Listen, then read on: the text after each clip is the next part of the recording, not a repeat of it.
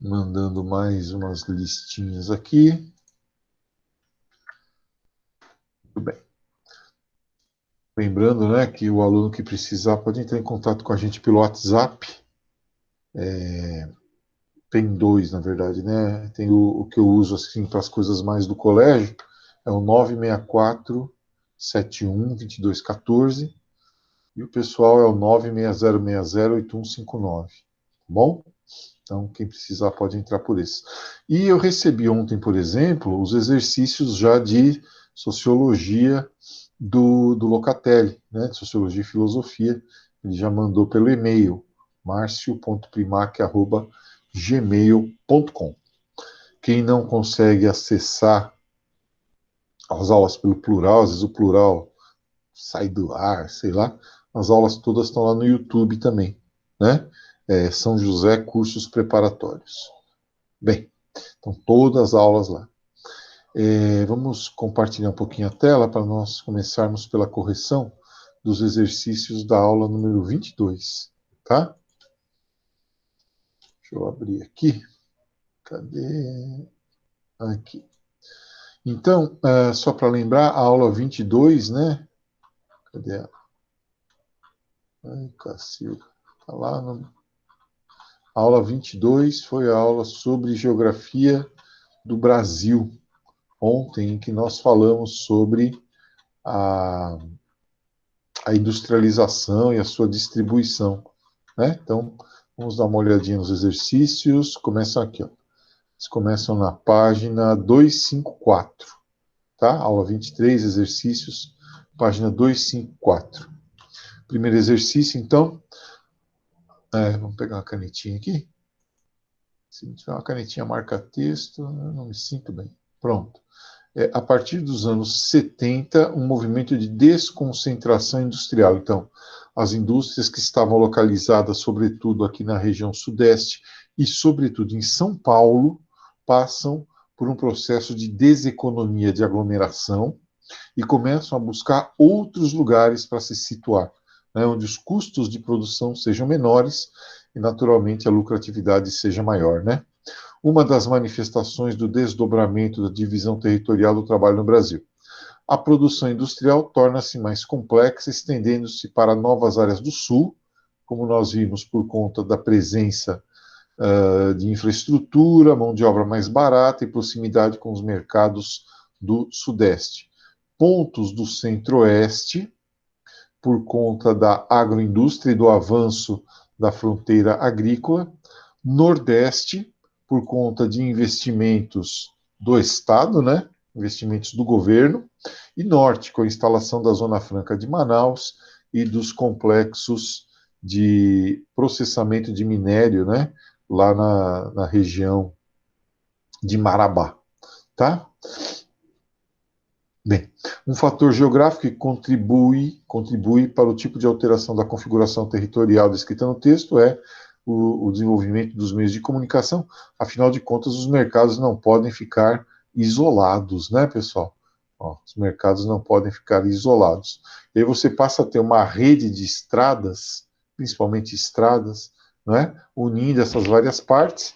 E, por outro lado, você tem também a produção sendo escoada pelos portos. Então, o desenvolvimento dos meios de comunicação.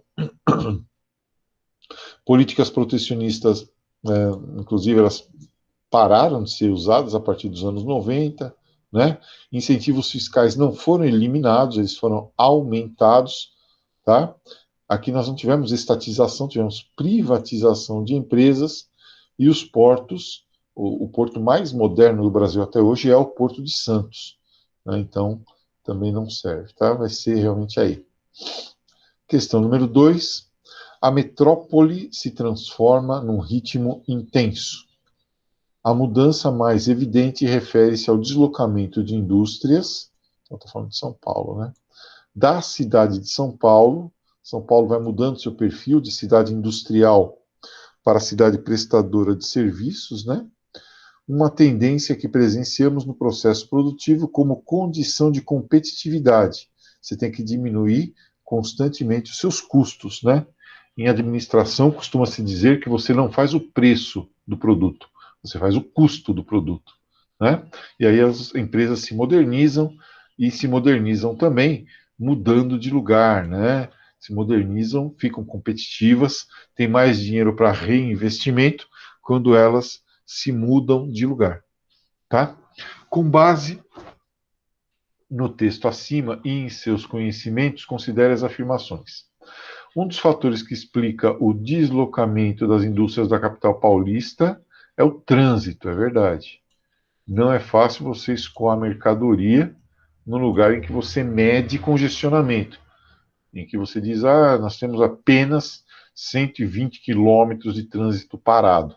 Você não consegue fazer chegar a matéria-prima e não consegue escoar o produto pronto.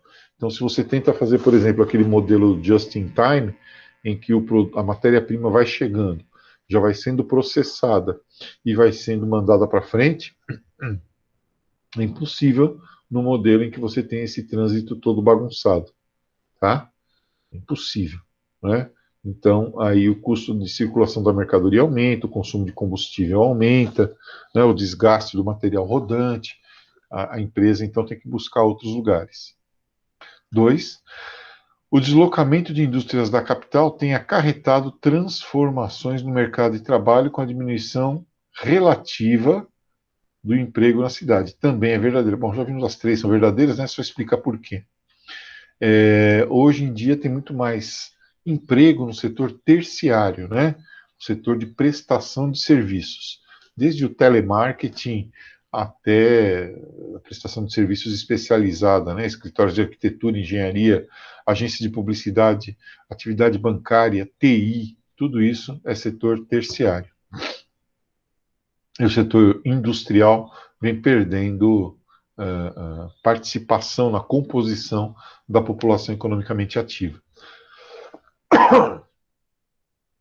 O deslocamento de indústrias da cidade de São Paulo decorre do alto grau de organização, isso também é, alto grau de organização e forte atuação dos sindicatos, né? Aquele sindicalismo mais agressivo, né?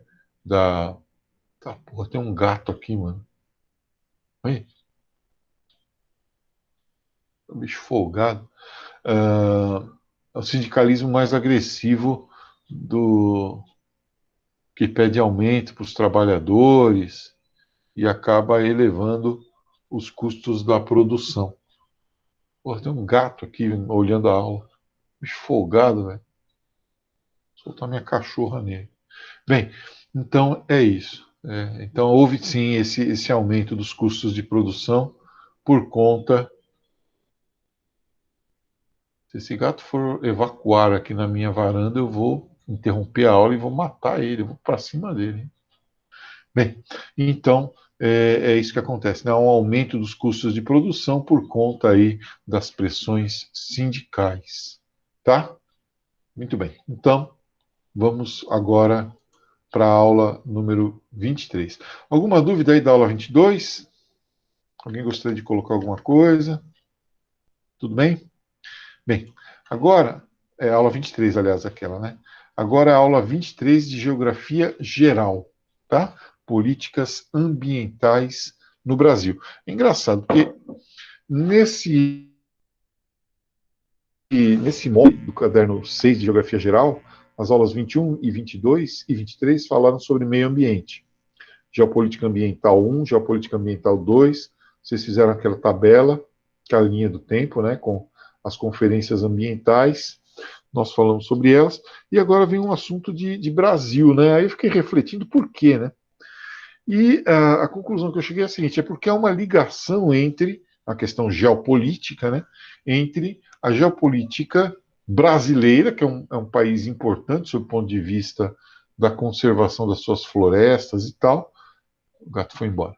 E também um país importante sobre a questão da conservação, e há uma ligação entre, né, as políticas ambientais brasileiras e as políticas ambientais de outros países ou de órgãos internacionais, porque a questão ambiental agora é uma só, né, é um planeta só.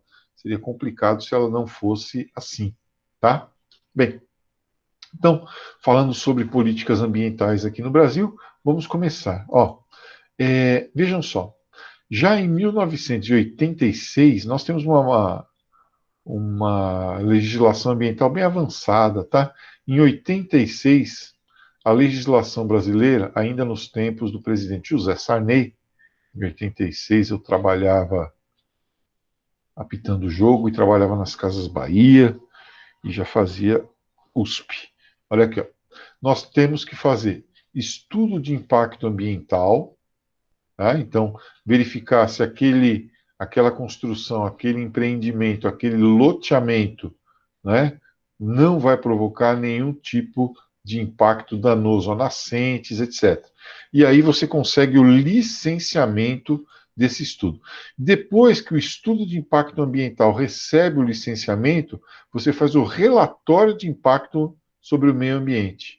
E é outro licenciamento, em que você vai detalhar outros itens, né, do que você vai construir, como você vai esgotar, quanta água você vai consumir, qual é a lotação máxima do lugar que você vai construir, etc.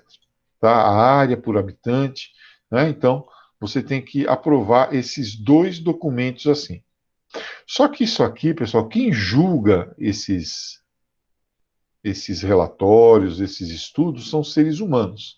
E seres humanos são passíveis de erro, de suborno.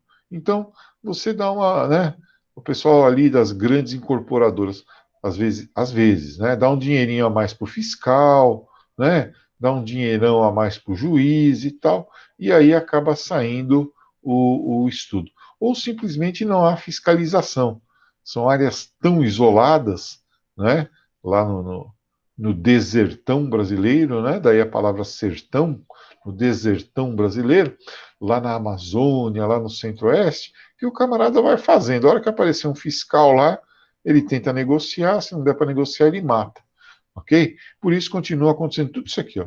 Desmatamento, queimado, ocupação ilegal, poluição dos mananciais, né? Nós aqui em Ribeirão Pires somos grandes vítimas disso.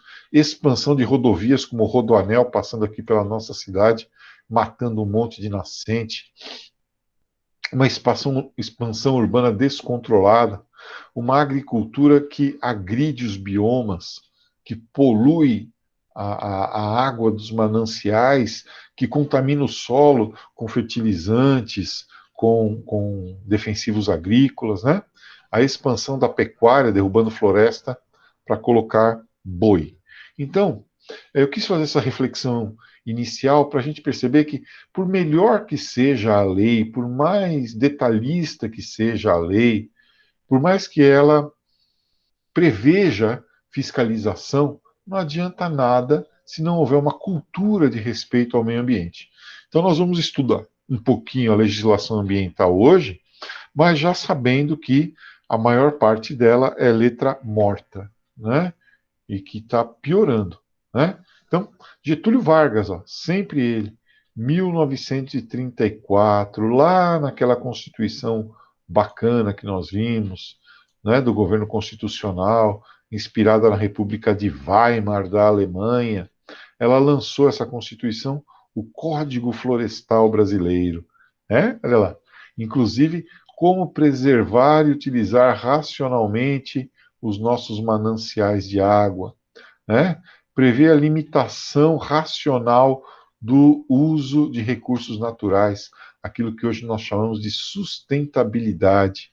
E mais, indo para cima até, não apenas, né, das áreas sob controle do governo, mas até mesmo das áreas controladas por particulares. Não é porque você tem uma fazenda que você pode fazer o que quiser dentro da sua fazenda. Então, essa visão da lei já é de 34. 34, tá? Então, se você, pelo código de 34, né? Se você tinha uma fazenda com florestas lá dentro, 3/4, 75% tinha que ser preservado. Agora, em 34, quem vai entrar numa fazenda de um coronel aí para fiscalizar se ele está preservando realmente as áreas florestais em 75% e ainda tem esperança de sair vivo lá de dentro, né? Então, preservar as matas de galeria, que são aquelas matas às margens dos rios, a vegetação nativa nas áreas de proteção e preservação, tá? Proteção e preservação, ok? As APPs. Bem, isso em 34. Aí esse código vai sendo melhorado, polido, né? Já na ditadura militar, aqui, ó, em 65, então no período ditatorial, né? Logo no início, né? Aquela modernização conservadora e tal, nós criamos as UCs, que existem até hoje, as unidades de conservação, tá? As unidades de conservação, elas são divididas em dois tipos. As de uso indireto nessa legislação, né? Depois em 2000, isso aqui vai mudar de novo. As de uso indireto, em que você não pode usar uso indireto, não pode usar os recursos naturais. Eles têm que ser preservados. Somente atividades educacionais, né, valorização do paisagismo, tá? Nenhum tipo de exploração que tire sequer uma folha das árvores. Não pode. E as de uso direto, aquelas em que você pede autorização para o governo para poder usar.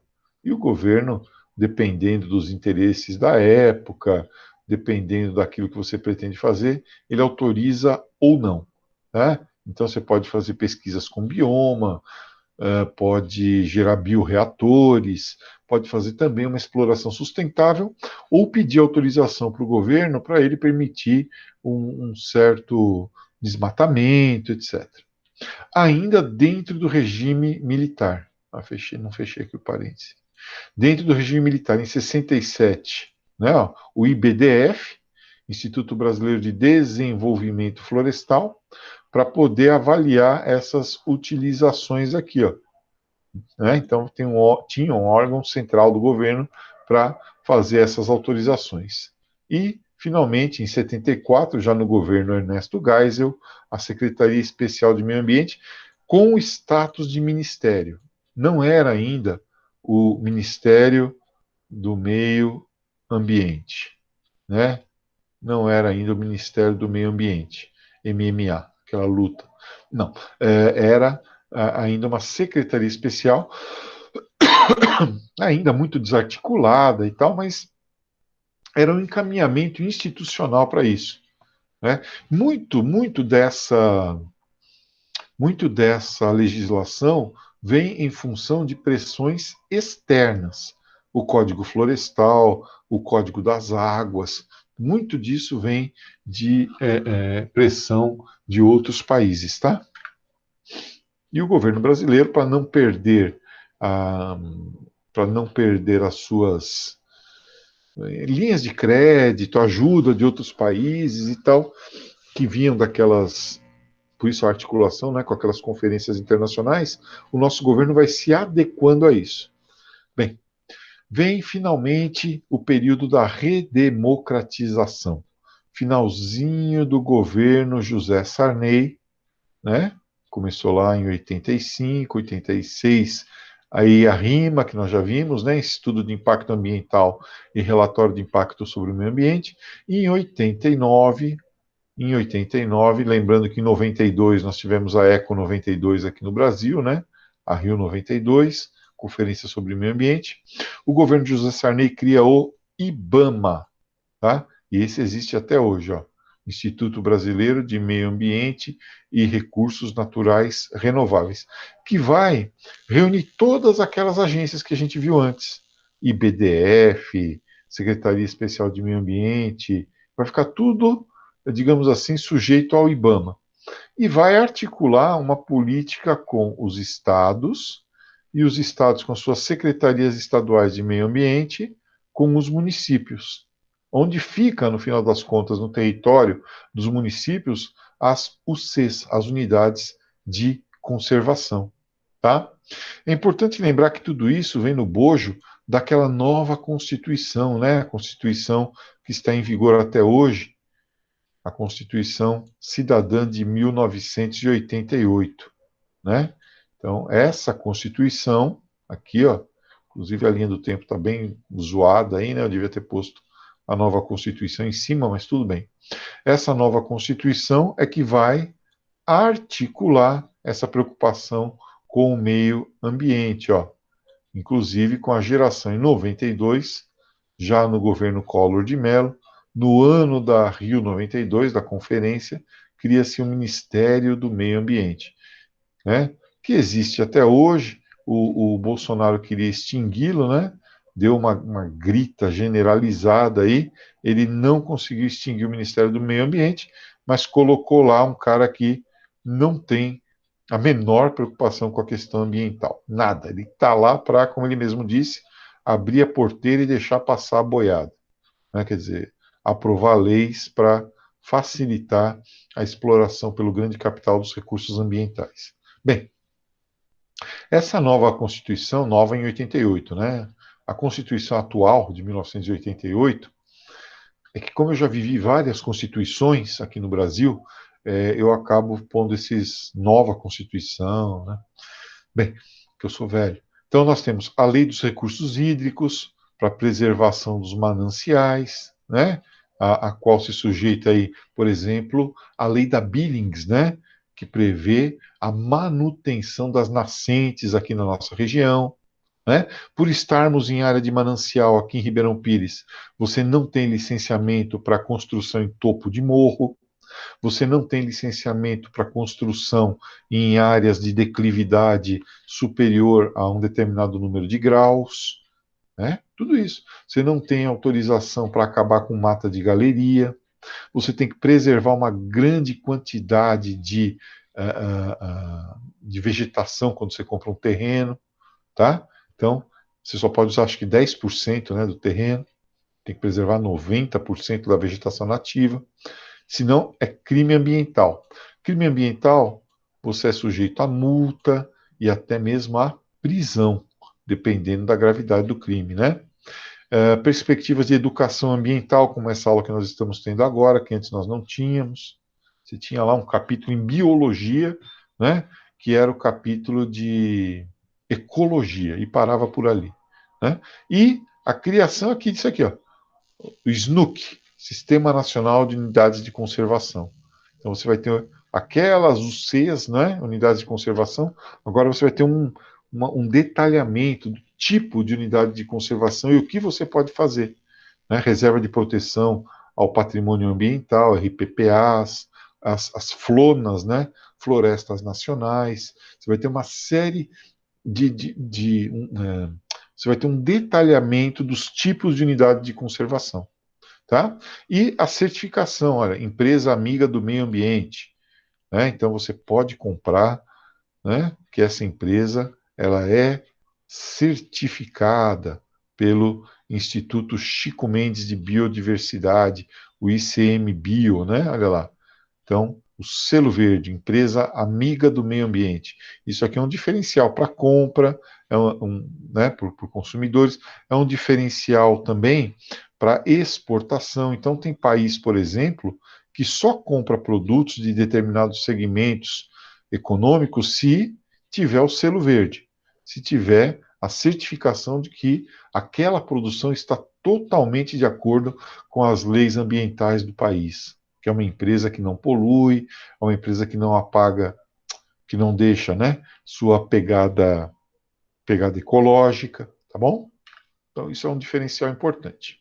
Aqui nós temos o SNUC, né, ó, o Sistema Nacional de Unidades de Conservação, que é administrado pelo Instituto Chico Mendes, né? Ó, o ICMBio, Instituto Chico Mendes de Conservação da Biodiversidade, em homenagem ao Chico Mendes, né? Grande seringalista brasileiro, né? Que vivia lá no Acre e acabou sendo assassinado, né? Um homem que recebeu da ONU um prêmio pelo seu trabalho de conservação do meio ambiente, né? E acabou sendo assassinado por dois madeireiros lá na casa dele, tá? Aqui no Acre. A ideia dele era fazer reservas extrativistas, né? Então aqui nós temos o sistema de unidades, Sistema Nacional de Unidades de Conservação, ó, é uma lei do ano 2000, né, que cria essas unidades de conservação. Parques, reservas biológicas, ecológicas, florestais, extrativistas, estações ecológicas, como aqui nós temos aqui em Paranapiacaba, e as florestas, né? E aí você divide o território brasileiro dentro desses modelos aí. Vocês podem perceber, inclusive, uma forte concentração aqui na costa, né? Ó, tá vendo? Aqui na nossa região, principalmente entre Rio de Janeiro, Espírito Santo, tá? Aqui no meio não tem, né?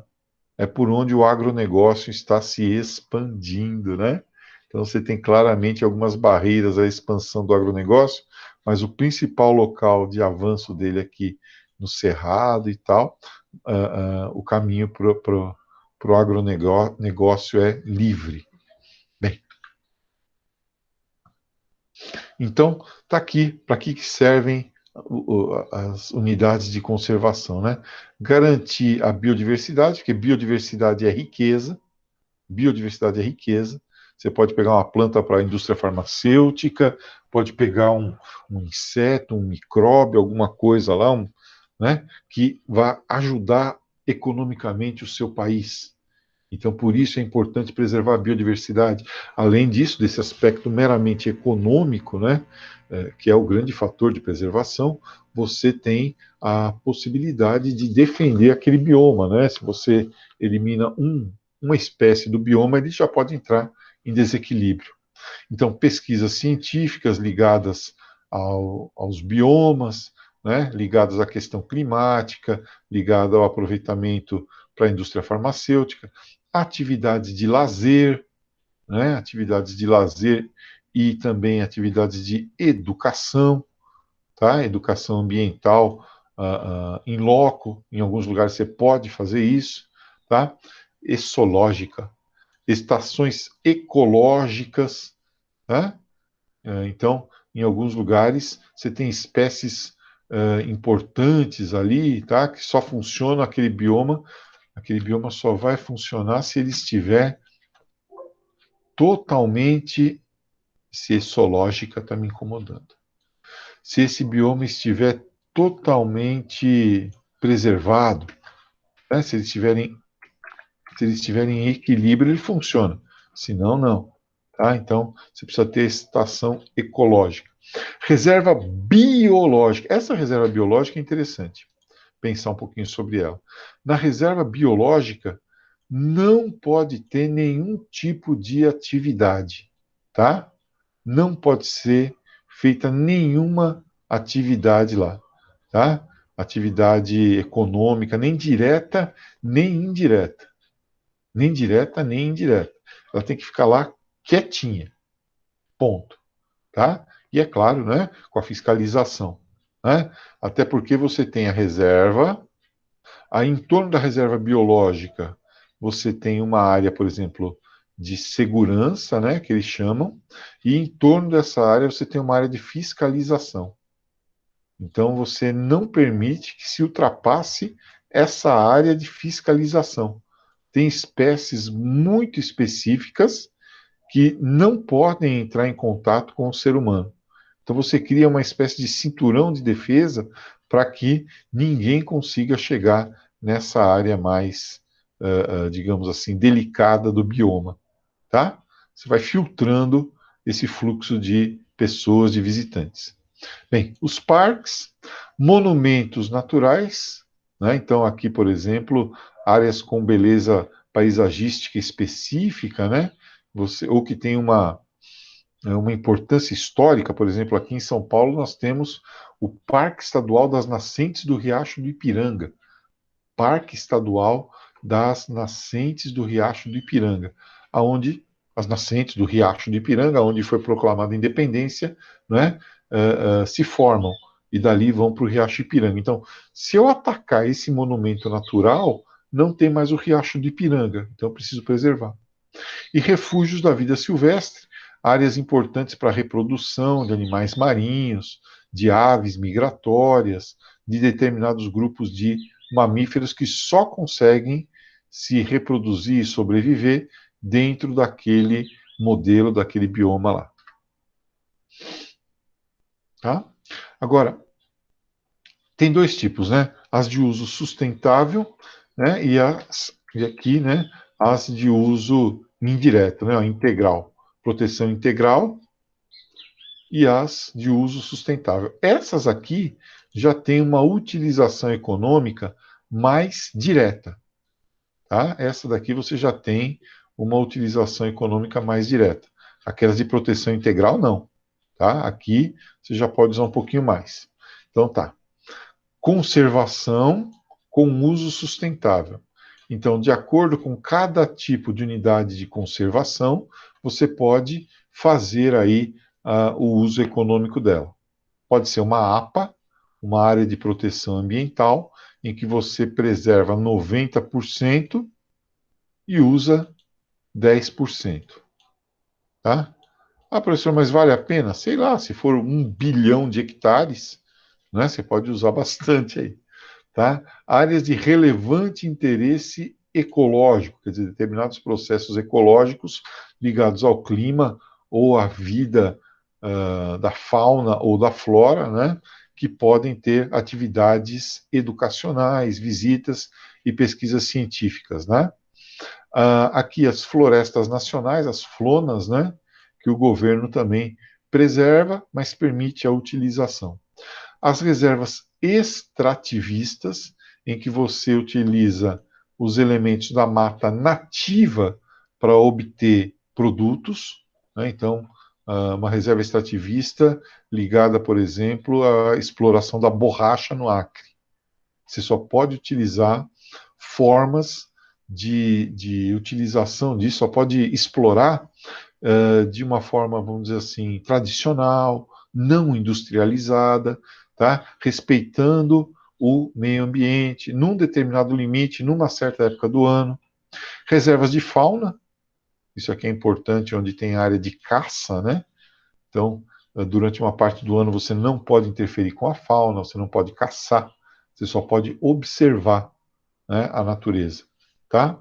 As reservas de desenvolvimento sustentável, e geralmente essas aqui são ligadas às áreas de populações tradicionais, né?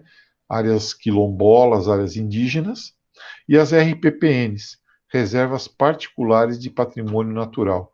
Então você tem lá uma fazenda, e nessa fazenda você tem ainda uma mancha de Mata Atlântica. Né? Você pode fazer visitação, você pode explorar o bioma, a beleza paisagística, mas não pode avançar sobre ele. Tá? Avançar, derrubar, né? Tem que aproveitar economicamente esse bioma sem provocar impactos sobre ele. Bom, aí eu queria, para a gente encerrar esse livro, dar uma olhada com vocês nos exercícios dessa aula. Estou na página 36. Os exercícios estão aqui na página 36. Ó. Vamos lá. 36 do manual do professor, né? Para vocês é página 275 do caderno 6. Recentemente, os debates sobre a reforma do Código Florestal brasileiro ganharam destaque junto aos meios de comunicação ao explicitarem importantes divergências políticas. Vou pegar aqui um verdinho aqui. Cadê as divergências aqui? Divergências políticas entre ONGs e grupos sociais. Então, aqui já tem disputa. Tem gente querendo explorar mais e as ONGs estão querendo preservar. Em síntese, o Código Florestal corresponde ao conjunto de regras que determinam as áreas de cobertura natural que devem ser preservadas em encostas e margem do rio de cada bioma brasileiro. Então, não dá mais para construir em qualquer lugar. Por isso, muita gente aqui em Ribeirão, isso é 2016, 2011, 12, por aí. Nessa época, muita gente aqui em Ribeirão correu, antes que fosse aprovado o Código Florestal, o novo Código Florestal, né, para legalizar condomínios, conseguir licenciamentos, porque depois que foi aprovado isso aí ficou muito mais difícil. Tá? Depois aqui, o Brasil dispõe de instrumentos sofisticados de planejamento e gestão ambiental. Parabéns, nem sempre funciona. Que contemplam a espacialização dos processos, espacialização, né? Quer dizer, você vai identificar em cada tipo de lugar o que pode ser feito. Estimula a participação dos atores locais através da educação ambiental, do manejo sustentado, do privilégio para populações tradicionais, como quilombolas e indígenas, das áreas de atuação. Possuem retaguarda técnica, o ICMBio, o Ministério do Meio Ambiente, né, substantiva, e se amparam num quadro legislativo bem discriminado, Código Florestal, Código das Águas,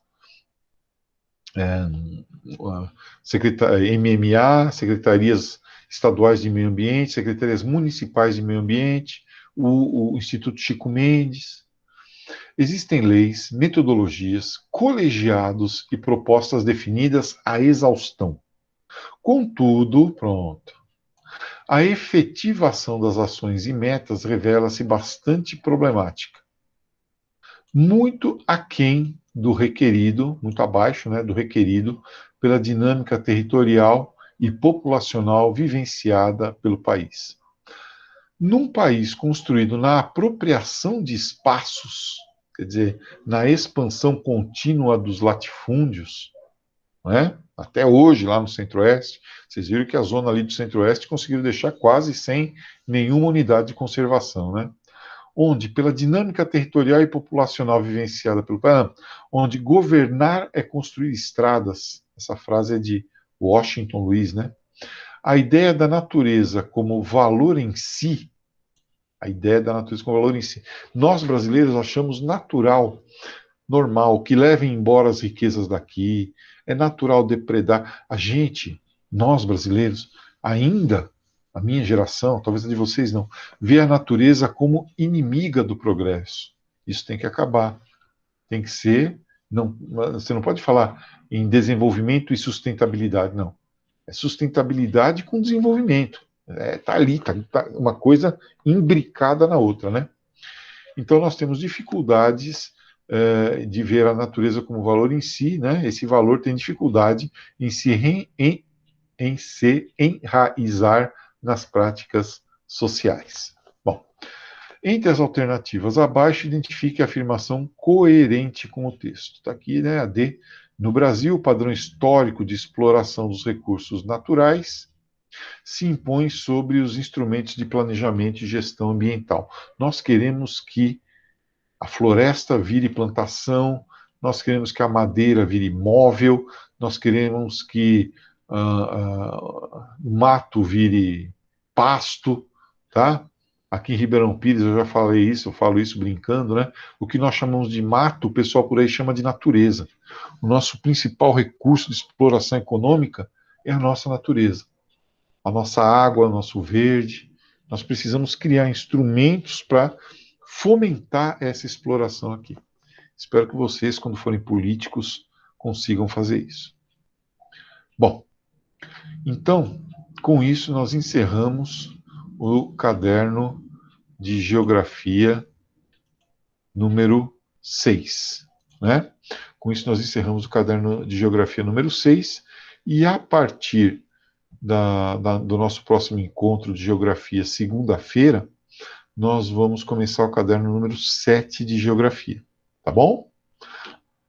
Alguma dúvida, alguma pergunta? Vocês não receberam ainda o caderno 7, né? Mas já devem estar aí para recebê-lo. A gente vai trabalhando ele. Tudo bem, pessoal? Alguma duvidazinha, alguma pergunta? Tranquilo?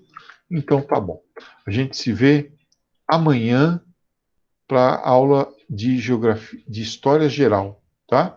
Aula de história geral, que vai tratar não sei do que. Revolução Russa. Revolução Russa. Tchau, tchau.